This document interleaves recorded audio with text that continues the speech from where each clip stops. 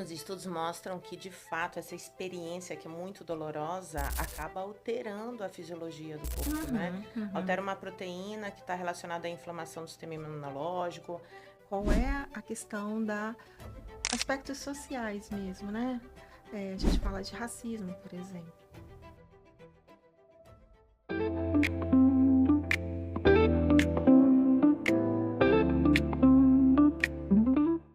A Organização Mundial da Saúde estima que 1 em cada 6 pessoas vivem essa experiência.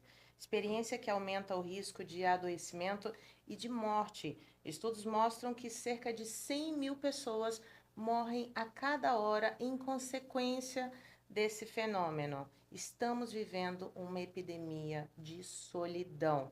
É sobre esse tema que eu vou falar com essa queridíssima Miyako Takano, psicóloga. Que honra, É Miyako! uma honra estar aqui também, Mayra. Muito obrigada pelo convite. Olha, e um assunto tão importante, né? Pouquíssimo falado e tão vivido. Sim. E aí a gente vai ter esse marco da Covid como um ponto principal do questionamento da solidão, né?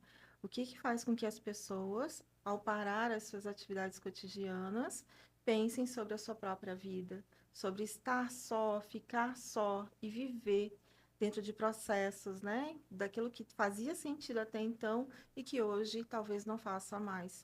E aí repensar todo esse projeto de vida. Exato. E paira ali uma confusão sobre o termo, né? Na internet a gente vê muito isso, assim, solidão, solitude. A solidão não é necessariamente estar sozinho fisicamente, não é isso? Não, não. A ideia da solidão é qual é o sentimento por trás desse estar com os outros, né? Então a gente vai imaginar, e aí dentro de um processo, a gente vai imaginar que as pessoas elas vivenciam as suas experiências de vida sozinha e elas constroem uma perspectiva de vida, uma percepção de vida a partir dessas experiências. Então, o contato com o outro reverbera muito daquilo que eu penso sobre quem eu sou e sobre a minha própria vida. E a partir desse processo, eu vou imaginar o quê, né? Que dentro desse processo de estar com os outros existe uma rede de significados. Quem são esses outros que fazem parte da minha vida? Meus familiares?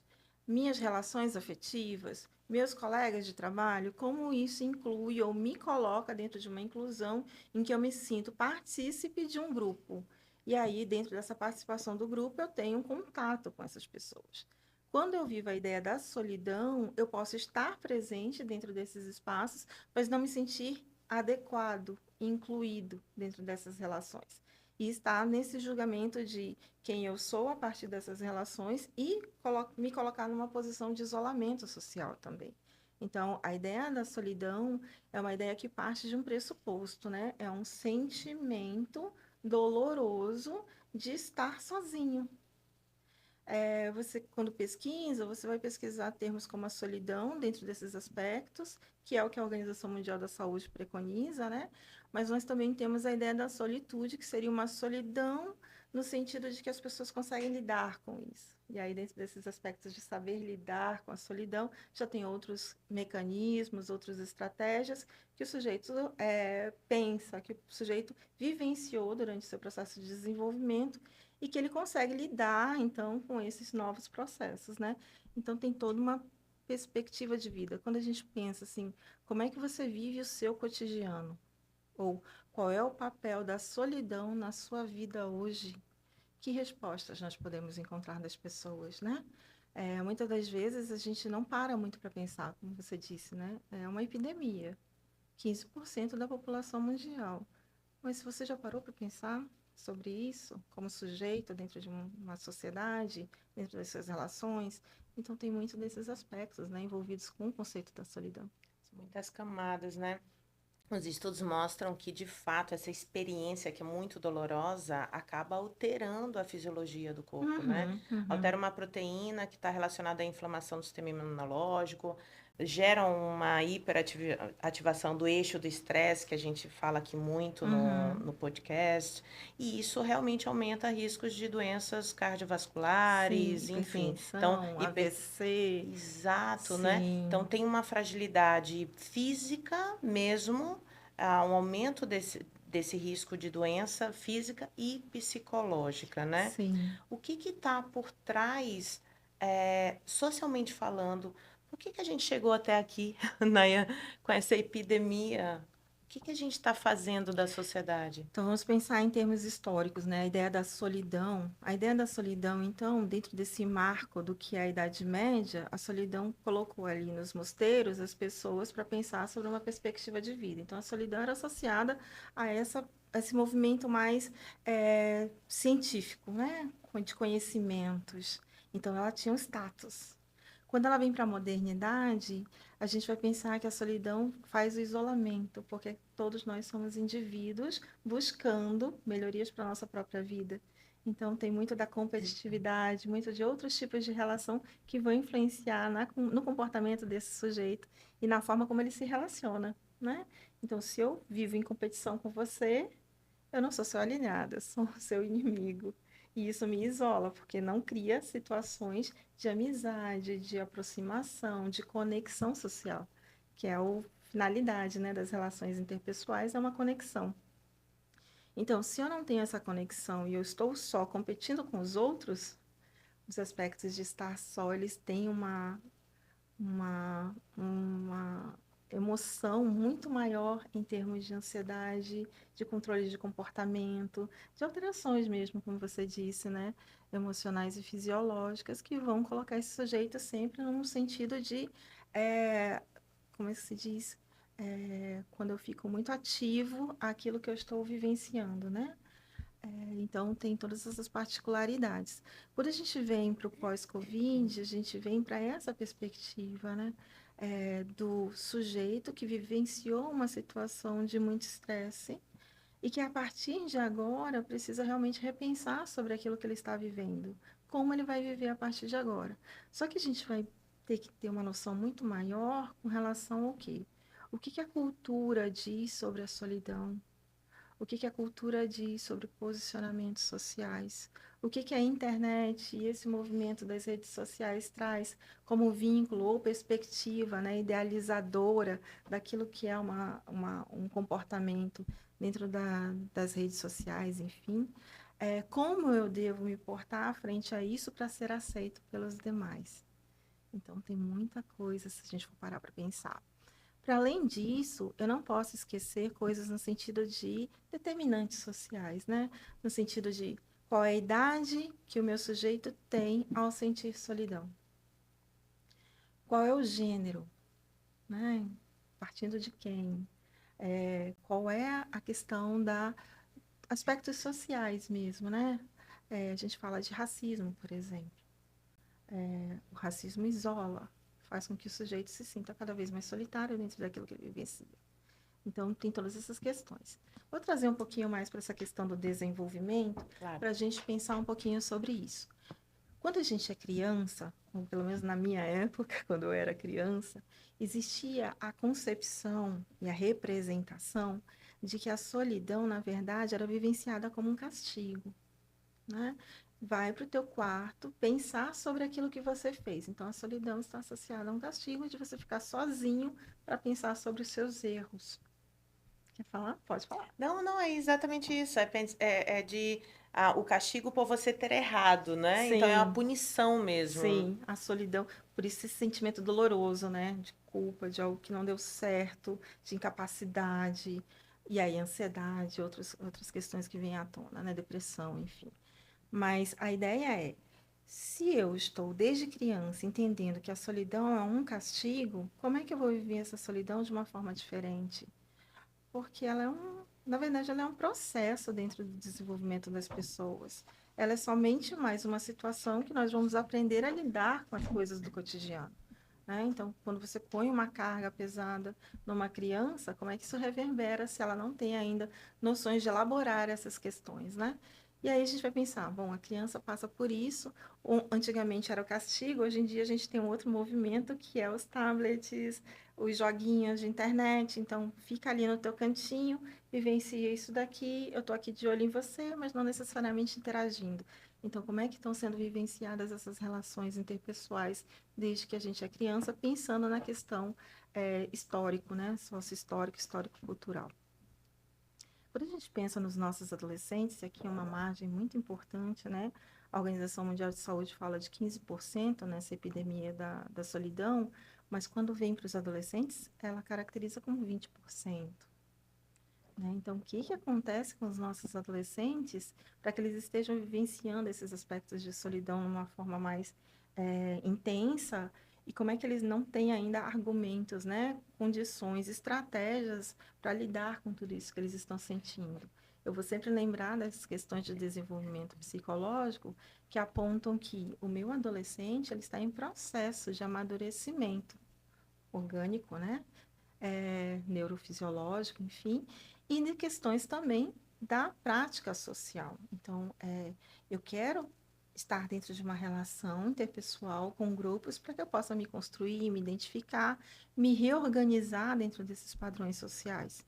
E quando eu não encontro isso? Né? Então, a solidão ela vem nesse contraponto. Estou muito próximo porque jogo, porque falo, mas não necessariamente eu interajo de forma a ter uma conexão com essas pessoas, né? É tudo muito midiático ainda dentro desses processos da adolescência. Quando a gente pensa em nós, adultos, funcionais, né? Nós que trabalhamos, exercemos uma atividade, e a nossa solidão? Onde é que ela se apresenta? A nossa solidão se apresenta quando a gente está sozinha, sem fazer nada. E aí tem aquela coisa assim, você está só dentro de casa. Qual é a perspectiva? Quem te liga? Para quem que você liga? Com quem você conversa? Como você se entende dentro dessa solidão? Se você está num relacionamento amoroso com outra pessoa, como se dá essa relação interpessoal, né? Relação amorosa?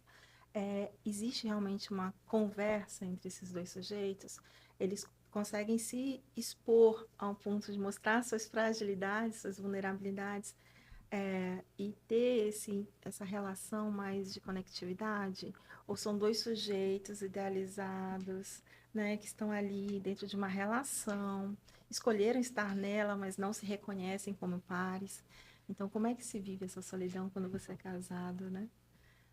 E os idosos, a gente não pode esquecer dos idosos e suas perdas, né? A gente vai sempre pensar. Existem muitas perdas durante o processo dos idosos, com relação às questões de trabalho, as relações interpessoais, familiares. Então, tem tudo isso que vai influenciar na forma como esse sujeito vai se sentir dentro desse processo de estar sozinho, ficar sozinho, como é que ele vivencia todas essas questões. E aí lembrar do seu projeto também, das suas pesquisas, né? Exato, exato. Nossa, é tão impactante a gente pensar que a solidão ela perpassa todas essas idades. Antes, quando a gente falava de solidão, a gente pensava no idoso que já tinha perdido ali, de alguma forma, a sua identidade social enquanto trabalhador, né? Mas a solidão está na criança, está no adolescente, sobremaneira que precisa dessa identidade social. E eu ouço muito, assim, os meus pacientes adolescentes falando: ah, eu não me sinto aceito do jeito que eu sou. Uhum. Eu visto uma roupa, ou eu sou um camaleão, né? Eu visto um personagem para falar com ele na internet. Ele não me conhece de verdade, por isso que ele não gosta de mim verdadeiramente, né? Então, são relações que são superficiais e que trazem um sentido, de fato, de não pertencimento. Porque é isso, né? A gente só se sente de fato aceito quando a gente se abre, quando a gente se expõe, e a gente não está se expondo, né, E Miaco? isso é interessante que você disse também com essa questão de conversar com o outro, fazer parte, né? Se a gente for pensar nas questões da internet, é, eu vou citar aqui o que aconteceu há pouco tempo atrás, que é a história do Roblox, que todo mundo ouviu falar, né? Qual é o personagem que eu visto quando eu me coloco dentro da mídia? E por que que eu não estou sendo aceita dentro desse formato de quem eu sou, né? Mas onde é que estão as conversas familiares? Isso não é uma história de hoje, isso é uma história da vida, né? Perpassa gerações a comunicação, e a aceitação, né? Então, quando você fala dos seus sujeitos, clientes, eu fico pensando, sim, existe muito disso, né? Os pais trazem os seus filhos adolescentes porque não sabem lidar com eles. não sabem lidar por quê? Porque não estão ouvindo? Porque não estão aceitando? Que imagem idealizada é essa que faz com que você não perceba esse sujeito do jeito que ele é e não aceite ao ponto de fazer com que você tenha o poder de mudar alguém? Então, isso fica muito sentido, né, para o adolescente, no sentido de realmente não pertencimento. Muito, muito. Eu tive uma sessão com um paciente semana passada e a gente foi fazer uma técnica de Hum. mindfulness, né? Uhum. Porque é um paciente muito rígido, muito hipervigilante, sempre. Depois, quando a gente terminou a experiência Miyako, ele falou bem assim, doutora, é a primeira vez que eu não me sinto sozinho. Uhum. E eu achei isso tão incrível, porque ele falou, me deu uma experiência de preenchimento de mim. Será que também a gente não está falando sobre essa sociedade que é multitask, que é uma sociedade da performance, que é do piloto automático, que é de vamos automatizar tudo para você ser excelente na tua cognição e a gente se desconecta Sim. da experiência vivida? Não é Sim, isso? sim. A gente vai pensar assim, dentro dos discursos, né, das humanistas, da psicologia humanista, a gente vai pensar, o meu sujeito, ele precisa vivenciar experiências. Ele nasce dentro de um projeto social e ele precisa vivenciar essas experiências. Como é que ele vai vivenciar isso? As primeiras experiências são familiares. Então, eu sou aquilo que a medida do olhar do outro me torna, né? Eu vou construindo essa idealização a partir do olhar do outro. Quando eu me torno um pouco mais, com mais autonomia e capacidade dessa qualidade, dessa característica mais identitária, eu começo a pensar, bom, a partir de agora eu posso fazer as minhas escolhas e entender quem eu sou dentro dos meus processos de relação. Mas eu preciso de uma segurança. E as famílias, algumas famílias não têm ainda essa característica de acolher essas singularidades. E aí você vai vendo esses processos mesmo de isolamento, né? Quando você fala do mindfulness, eu fico pensando nessa questão da autorregulação. Então, estar se sentindo só é de fato tão desolador assim? Qual é a medida da fantasia que você tem com relação à sua própria solidão? Porque é uma fantasia também. É um discurso de um sentimento doloroso, de não estar pertencendo, mas de que forma você gostaria de estar pertencendo? Né? Então, e aí eu desconheço quem eu sou, porque eu projetei algo muito maior do que aquilo que a realidade comporta. Como é que eu vou vivenciar, então, dentro dessa realidade que não me comporta? E aí vem para essas questões mais emocionais, de ansiedade, depressão, autolesão e suicídio, né? Que podem ser que pode ser desencadeado por todas essas questões. Então, pensar sobre isso, né? Pensar nessa autorregulação também é importante, que eu sou a partir daquilo que eu vivo. Nossa, perfeito. Eu não li toda a pesquisa, mas eu vi en passant, uma pesquisa que mostra que mulheres solteiras e sem filhos são mais felizes, né? Que as mulheres casadas. Falam que o casamento ele acaba sendo mais favorável para o homem. É uma linha de estudo. Uhum. E aí eu fico pensando sobre essa questão do discurso, porque existe uma pressão social que dita que você precisa ter alguém. Sim. Porque se você não tiver alguém, você tem algum problema, você fracassou, né? Então a solidão é esse castigo. Uhum. Ninguém te quis, Uhum. ninguém te amou, ninguém escolheu você, né? Uhum. Então é uma representação de castigo, de exclusão, de fato, Perfeito. né? Sim, sim. E isso, nossa, é muito interessante, porque também me faz pensar, e eu quero te ouvir, Miyako, nós colocamos no amor romântico, na relação amorosa, o lugar de pertencimento e de conexão. Uhum. E é injusto, e é muito pouco, e é ilusório. Sim, é ilusório. É muito ilusório. E quando você não tem, quando você tem, você idealiza e você não se contenta, porque não dá conta. E quando você não tem, você vive uma falta e uma crença de que você precisaria ter Uhum. para estar apropriado. O que você Sim. pensa sobre isso? Então, um assunto delicado quando a gente pensa nessas questões dos relacionamentos, né? Você falava da clínica eu trabalhei com casais e uma das coisas mais difíceis da questão do casal é justamente essa comunicação, essa relação de entender quem é o outro dentro desse contexto, né?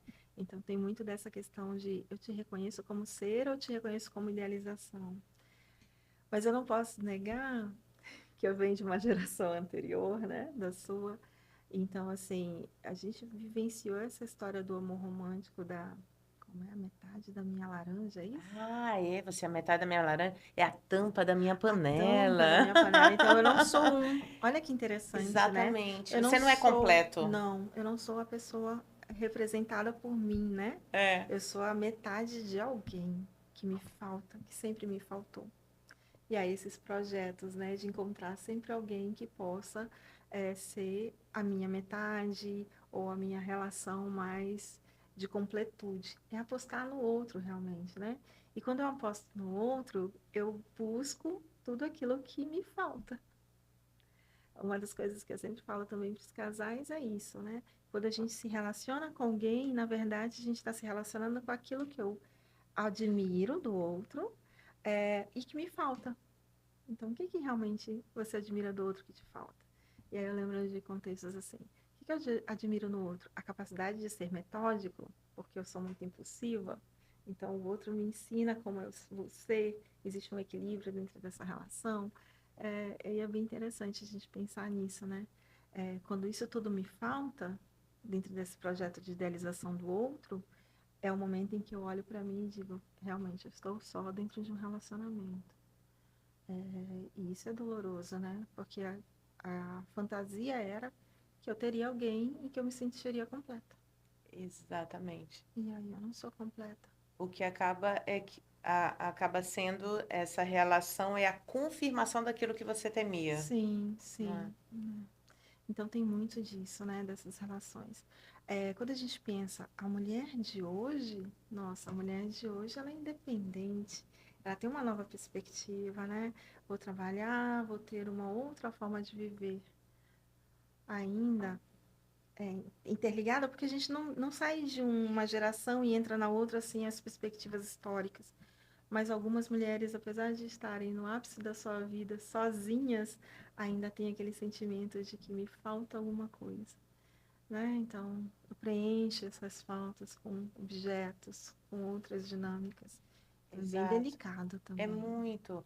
E aí, como você falou, a gente qualifica a nossa experiência baseada na referência que a gente tem. E Uhum. a referência muitas vezes é ditada por uma sociedade. Sim, Então, se o certo eu tô aqui no Ocidente, e aí é dito que o certo é ter família e ter filhos. E eu não vivo isso, então o meu sofrimento está na falta do que eu acreditei. sim, sim. Agora, se eu tivesse a possibilidade aqui de mudar essa referência, eu poderia estar conectada com coisas maravilhosas que eu estou vivendo por Sim, estar exatamente nesse lugar, sim, não é? sim. E muda a experiência. Mas, mais uma vez, Ah, a sociedade não te dá o aval não de que dá. você possa vivenciar de forma a ter essa solitude que ela fala, né? De Exato. viver a sua vida de forma mais integral, mais capacitada a viver todas as experiências que você gostaria de viver sozinha, Mais plena, mais plena. inteira. Sim, E aí, vou te fazer uma pergunta claro. particular, posso? Pode? Qual é a tua visão do futuro? É uma visão otimista em relação a isso ou é negativa, assim, pessimista? A gente tem solução no sentido de vamos dar conta dessa Nossa, né? epidemia? A Organização Mundial está tentando. Ela Boa, fez boa uma comissão, saída. ela fez uma E comissão de aí? 21 a 23, né? Se eu não me engano, ou de 23 a 25, saiu os dados em 25, eu acho, em julho de 25, tentando encontrar ali saídas e estratégias para lidar com a epidemia da solidão. E aí, políticas públicas, e a questão do SUS sendo mais efetivado dentro dessas políticas públicas da saúde mental, mas a gente não pode esquecer que solidão é estigmatizada, né? Então, assim como a saúde mental é estigmatizada, a solidão também é estigmatizada. Estar só é estigmatizada, né? Então, assim, se eu imagino que as coisas possam mudar, eu sou uma pessoa que acredita que as coisas mudem. Mas qual é o julgamento que eu faço disso? É bem delicado, né? É muito desafiador, não é, Sim, Miyako? Muito desafiador. Eu, quando estava morando em Portugal, sim. fiz um trabalho incrível, incrível com uma liga da União Europeia, Ah, envolviam 5 ou 6 países, e a gente estava trabalhando a solidão, começando na psicoeducação, né, também assessorando ali, orientando profissionais de saúde a respeito disso, até para um rastreio hum, dos aspectos já de risco relacionados a essa fragilidade física e física e psicológica. Mas alguns países eles estão com uma crise de saúde pública tremenda, né? Esses países de primeiro mundo, países desenvolvidos, nossa, isso é real, isso não é futuro, não é o ai, vai acontecer, não. A gente já está vivendo as consequências disso.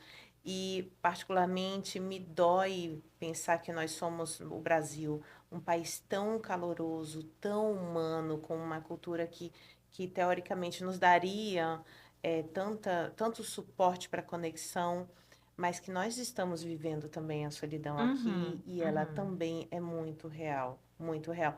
É uma das demandas mais presentes na clínica para mim, uhum, né? Isso é muito impactante de pensar. uhum. Quais são os caminhos? Vamos tentar aqui puxar um pouquinho Vamos.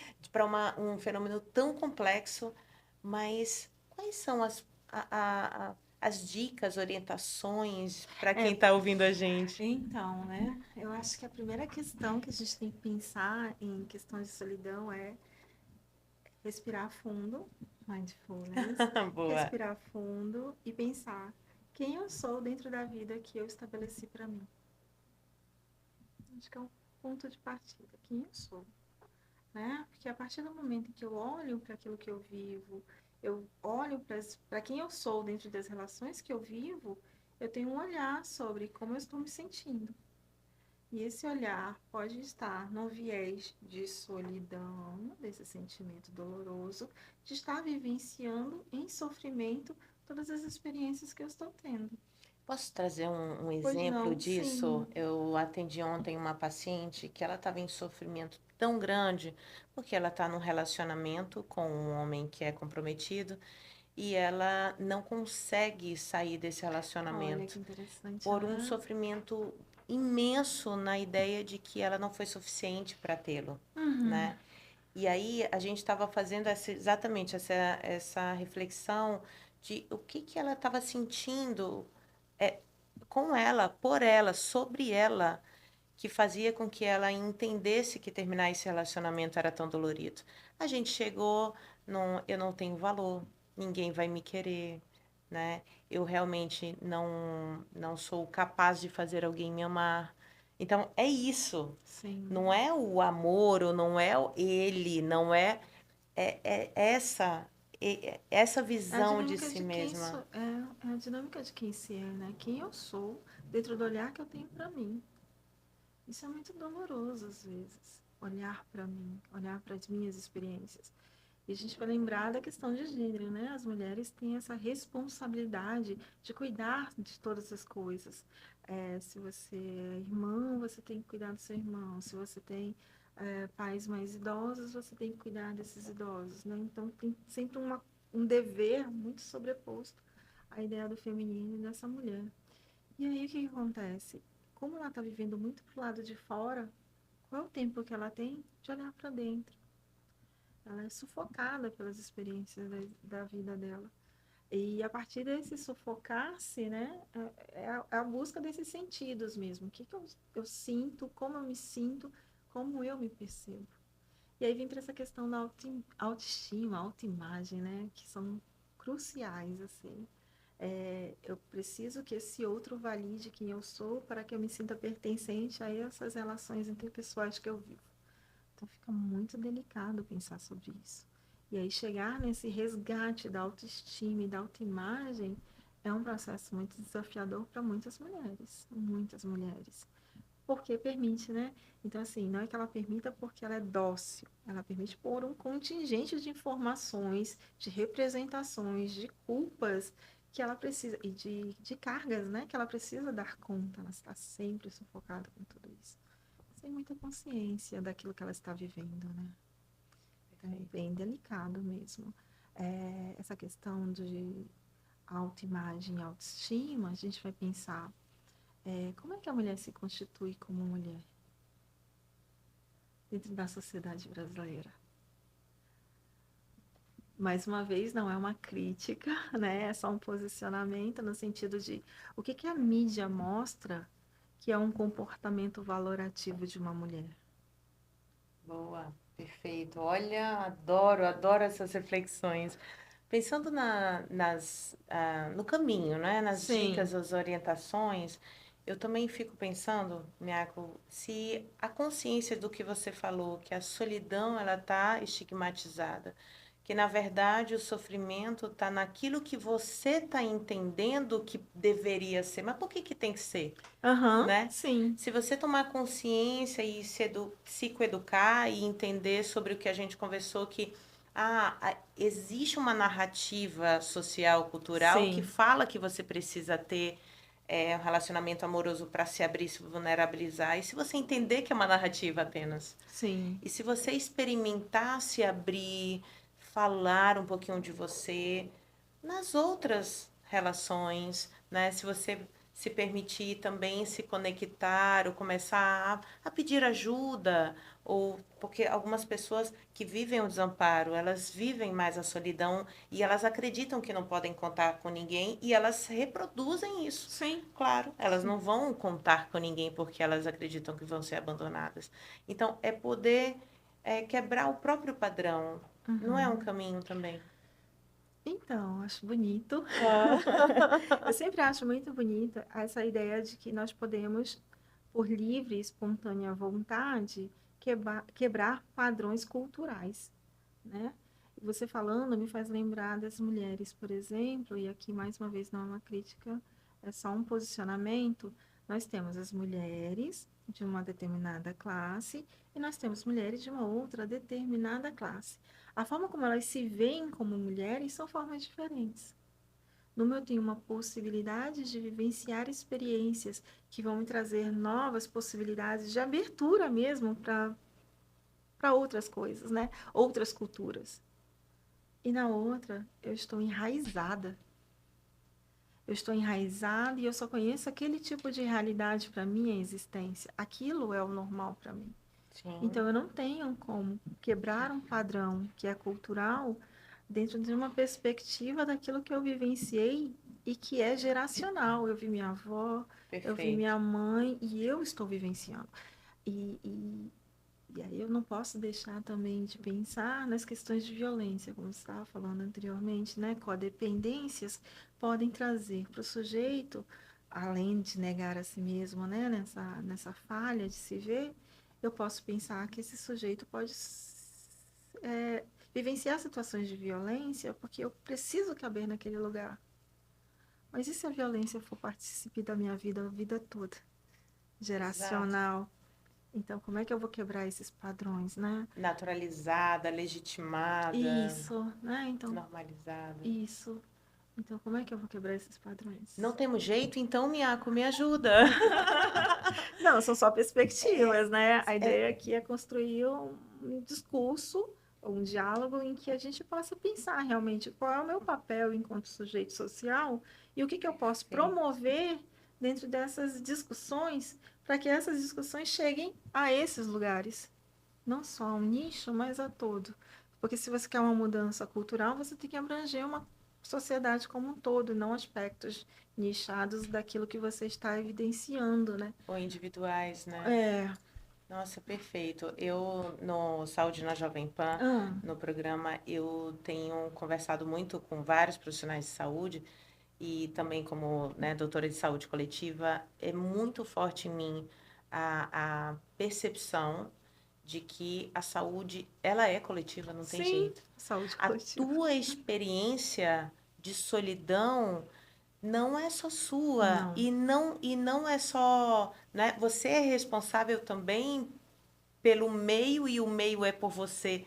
Então, o quanto que abrir esses espaços para conversar, para falar, de falar, olha, a minha dor não é a tua, o que que eu estou fazendo com a tua dor, o que que você está Uhum. fazendo com a minha, Uhum. né? Da gente poder realmente entender isso, porque a gente está lidando com vários sintomas sociais. Sim. Vários sintomas sociais. E a solidão, muito claramente, para mim, é um deles, né? Ela é multifatorial, né? Solidão. A Multifatorial, solidão é exato. multifatorial. A gente fala da questão desse sentimento doloroso, mas é uma perspectiva de vida, né? Dentro dessas relações interpessoais que eu vivo. Então, estão todos conectados. Como eu falei, né? Idade, gênero, a questão social que você habita, a questão do ambiente em que você vive. Então, solidão vivida na França, dentro de aspectos em que você pode, é só um exemplo, aspectos que você pode vivenciar, né, experiências diferentes e a solidão dentro de uma floresta nacional. São lugares diferentes, são perspectivas de vidas diferentes. E aí, para cada uma delas, um manejo diferente, né? Quando existe essa ideia da epidemia da solidão, a gente vai levar em consideração as políticas públicas e o que, que são as estratégias. As estratégias são essas, de entrar nas comunidades e conversar sobre essas questões, né? Como é que as comunidades estão vivenciando essa epidemia, como é que ela está vivenciando essa epidemia, como é que ela consegue falar sobre isso e que estratégias ela mesma consegue trazer para vivenciar isso. E que seja comum, né, a todos aqueles que estão ali dentro desses espaços, vivenciando as mesmas experiências.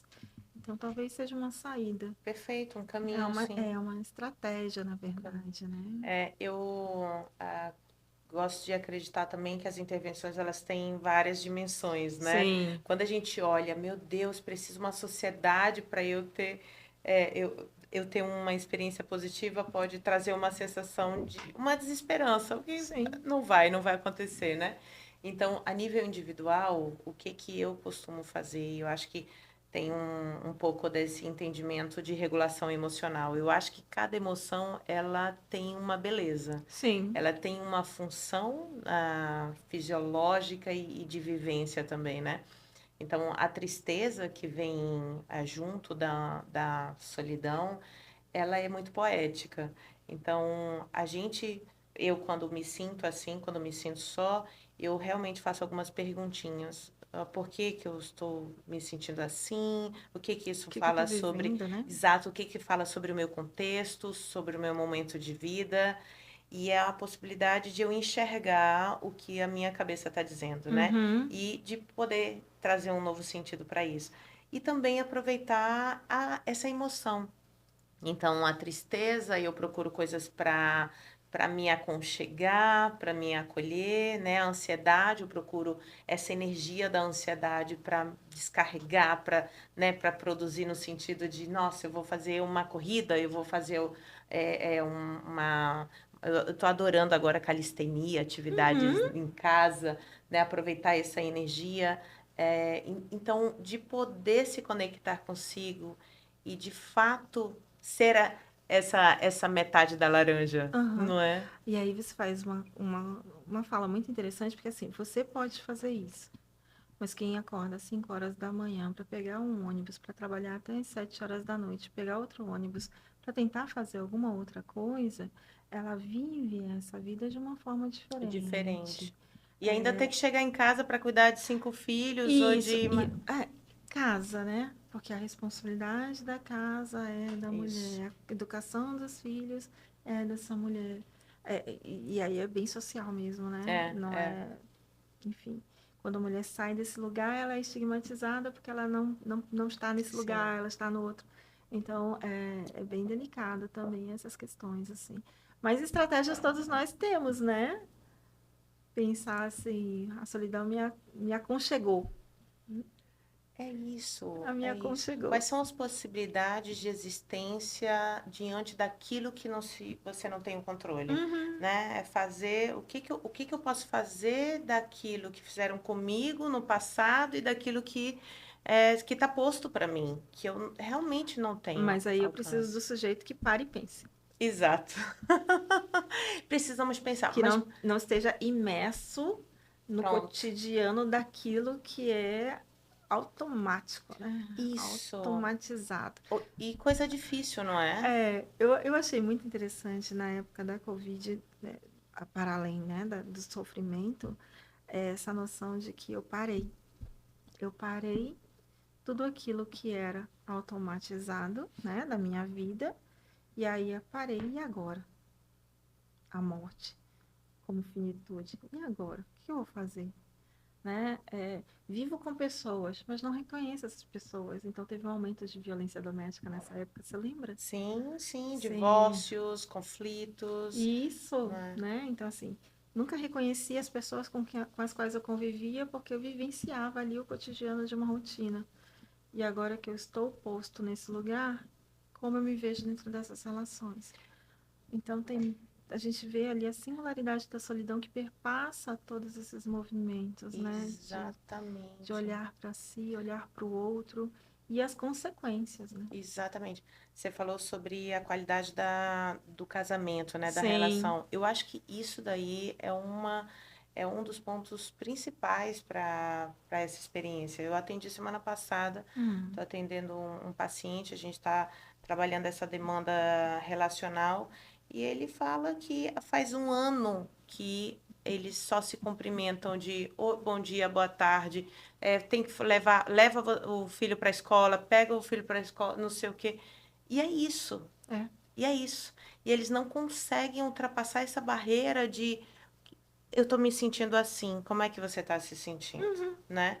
E a gente faz isso nas nossas relações, a gente faz isso com a gente mesmo, a gente faz isso no nosso trabalho.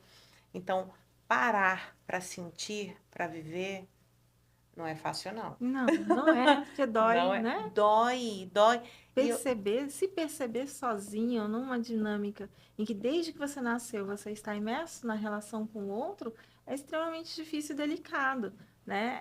É você abrir realmente mão daquilo que você conhece como um contexto do que é a vida, para você viver uma coisa diferente. Mas diferente que não é falado, é mascarado de fantasias. E aí eu vou fazer o quê com tudo isso? Então não tem exatamente. muito. Estamos falando sobre solidão, esse fenômeno que é multifacetado, né, multicausal, Sim. que tem várias camadas.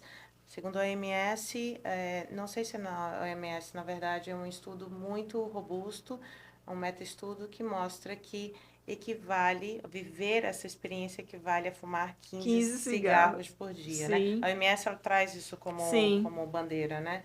Então, é muito sério. E aí você falou de uma questão que vou retornar agora, que é essa questão da fragmentação, né? A gente pensa assim, a solidão, ela é um sentimento doloroso. Então, ela está na psique.